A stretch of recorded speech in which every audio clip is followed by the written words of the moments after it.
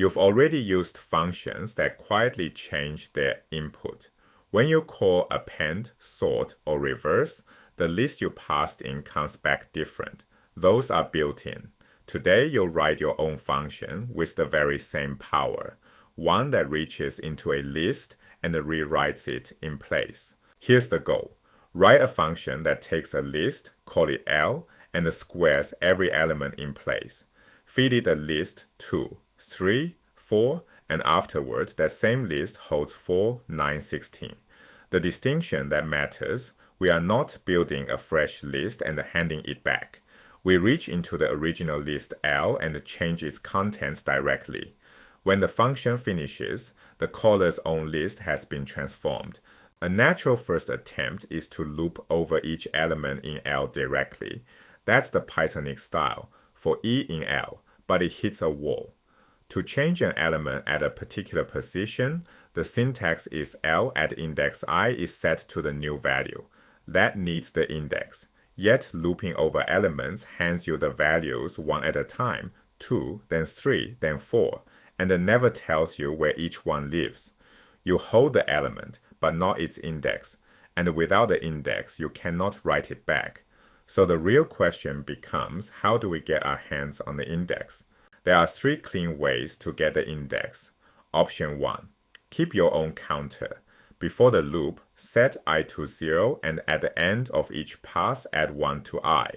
You track the position by hand. Option 2. Change what you loop over. Instead of looping over the elements, loop over the index positions with range of the length of L. If the list has 5 items, that gives you 0, 1, 2, 3, 4. Option 3. Use enumerate. Writing for I and E in enumerate of L hands you both at once, the index and the element together, a 2-for-1 deal. We'll build option 2. Here is the function. We loop with for I in range of the length of L, so I walk through every index, from 0 up to but not including the length. Inside, one line does the work. L at index I is set to L at index I squared. Read the right side first, it grabs the current element at index I and squares it. The left side stores that result right back into the same slot. Python repeats this for every index, overwriting each element with its square. Notice there is no return statement. The function hands nothing back, its whole job is the mutation, so it returns none. Let's trace it with the list 2, 3, 4. First pass, I is 0. We compute L at index 0, which is 2 squared, that's 4, and store it back. The list is now 4, 3, 4, everything else untouched. Second pass, I is 1. Notice we are working on the list we just changed. L at index 1 is 3, and 3 squared is 9, so the list becomes 4, 9, 4. Last pass, I is 2. L at index 2 is 4, and 4 squared is 16. The list is now 4, 9, 16. The loop ends and the original list has been rewritten, one slot at a time, into its squares. Now let's confirm the mutation really reaches the caller. Create the input list, name it LIN, set to 2, 3, 4, print it before the call, and you see 2, 3, 4. Call the function on LIN. We save nothing because nothing comes back. Print LIN again after the call, and now it shows 4, 9, 16. The list before, during, and after is one and the same object.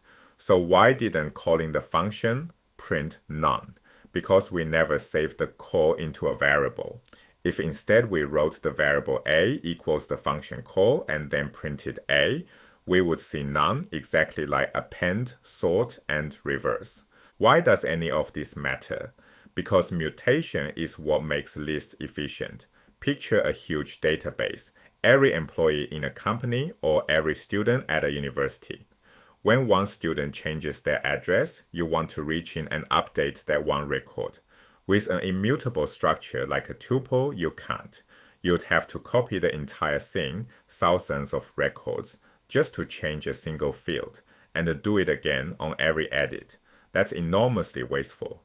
A list lets you mutate the record in place and move on. No copies, no waste. That efficiency is the whole point of a mutable object. So 3 things to carry forward. To mutate a list in place, loop over its indices with range of the length of L, so you can assign back into each slot.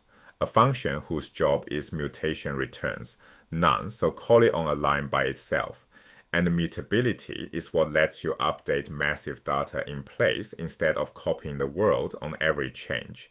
To practice what you just learned, this course has free exercises and AI-graded feedback on ludium.ai. The link is in the description.